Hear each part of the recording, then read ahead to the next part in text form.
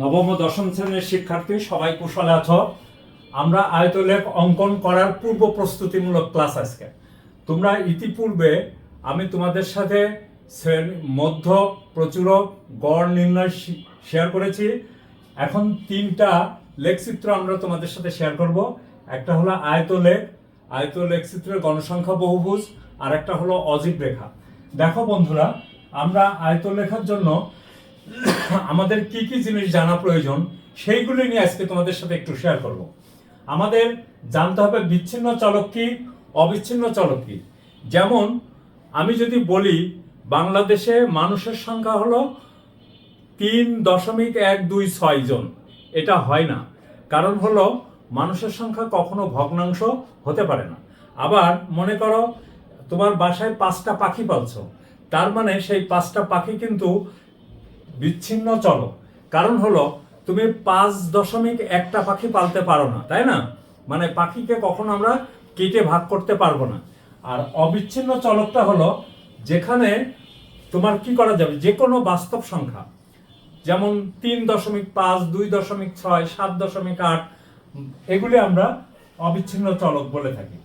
এখন দেখো বন্ধুরা, আমি তোমাদের সামনে এটা বিচ্ছিন্ন চলক, এটাকে আমরা অবিচ্ছিন্ন চলকে কিভাবে পরিণত করব সেদিকে তুমি খেয়াল করো। এখানে দেখো 40 আছে, 40 থেকে আমি 0.5 বাদ দিব, তাহলে কত হবে?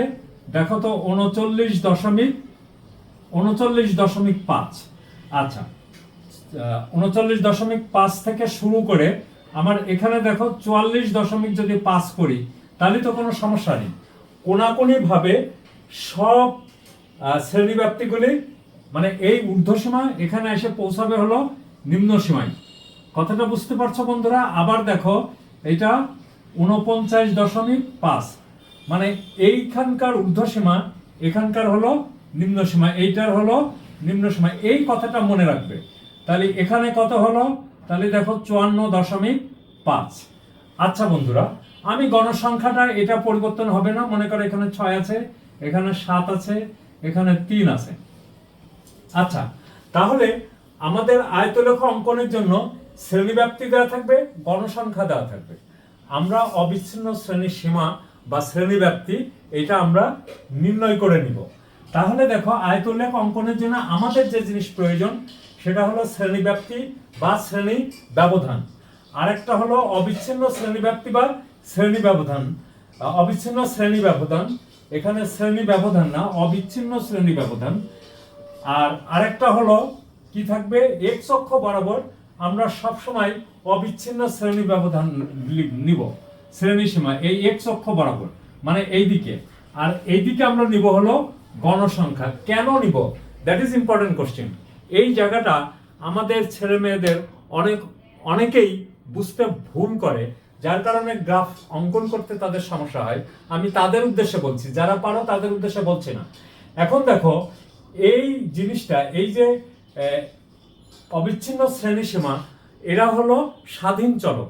এগুলির উপরেই ডিপেন্ড করে হলো গণসংখ্যা। যেমন মনে করো আমি 40 থেকে 44 না নিয়ে আমি 40 থেকে যদি 45 নিতাম, তাহলে গণসংখ্যা 6 না হয়ে 10ও হতে পারত, বা 8ও হতে পারত, বা 7ও হতে পারত। কিন্তু এই জায়গাটায় কোনো পরিবর্তন ঘটছে না। আমার এইটার উপরে দেখো এই মানটা ডিপেন্ড করছে, যার কারণে এই গণসংখ্যাটা আমরা ওয়াই অক্ষ বরাবর নিব। আর স্বাধীন চলক মানে অবিচ্ছিন্ন শ্রেণীসীমাটা আমরা এক্স অক্ষ বরাবর নিব। আবার দেখো বন্ধুরা, তাহলে এক্স অক্ষ বরাবর আমরা কি নিব? শ্রেণীব্যাপ্তি বা শ্রেণীসীমা। আর ওয়াই অক্ষ বরাবর নিব আমরা কি? গণসংখ্যা। এরপরে দেখো আমি এখানে 0 থেকে ক্রস চিহ্ন দিছি, মানে এরকম ভাবে চিহ্ন দিছি জিগজ্যাগ, মানে এইখান থেকে এই পর্যন্ত কোনো সংখ্যা নাই আমার এখানে নাই। আবার এই জায়গাটা এসে হবে কি দেখো 44.5। ঠিক আছে, এখান থেকে এইটুকু দেখো আমরা 7 ঘর, এখানে 6 আছে, 6 ঘর যাব, এইভাবে 6 ঘর যাব, এখান থেকেও এই ঘরের দিকে 6 ঘর যাব, যাওয়ার পরে তারপরে এইভাবে আমরা যোগ করে দিব। দেখো বন্ধুরা, তাহলে আমরা 0 থেকে 39.5 পর্যন্ত গেছি। এটার অর্থ হলো এই যে ভাঙা চিহ্ন, এটার অর্থ হলো 0 থেকে 39.5, দ্যাট ইজ 40 পর্যন্ত কোনো নাই, আমার কোনো গণসংখ্যা নাই, এটুকু পুরাটাই ফাঁকা বা শূন্য। আমরা তাই বলছি যে এই যে 2 নং চিত্র ঠিক বললে ভুল হবে, আমি আগেরটা দেখাচ্ছি না, চিত্রে শূন্য হতে 39.5 আছে বোঝাতে ভাঙা চিহ্ন ব্যবহার করে থাকি। তাহলে আমাদের এই লেখার সময় কিন্তু আমরা লিখব হলো শ্রেণীব্যাপ্তি বা শ্রেণী ব্যবধান x অক্ষ বরাবর, তারপরে মানে গণসংখ্যা y অক্ষ বরাবর। আরো একটা জিনিস আমরা নিব, এই যে গণসংখ্যা বা শ্রেণীব্যাপ্তি নেওয়ার সময় x অক্ষ বরাবর আমরা নিব বর্গাকার ঘরের কত ঘরকে একক ধরবো। আমরা বর্গাকার ঘরের প্রতি ঘরকে 1 একক ধরতে পারি, বর্গাকার ঘরের প্রতি ঘরকে 2 একক ধরতে পারি, বর্গাকার ঘরের প্রতি ঘরকে 5 এককও ধরতে পারি। ঠিক একইভাবে y অক্ষের ক্ষেত্রেও তাই নিতে, এটা নির্ভর করবে আমার কত সংখ্যা দেওয়া আছে।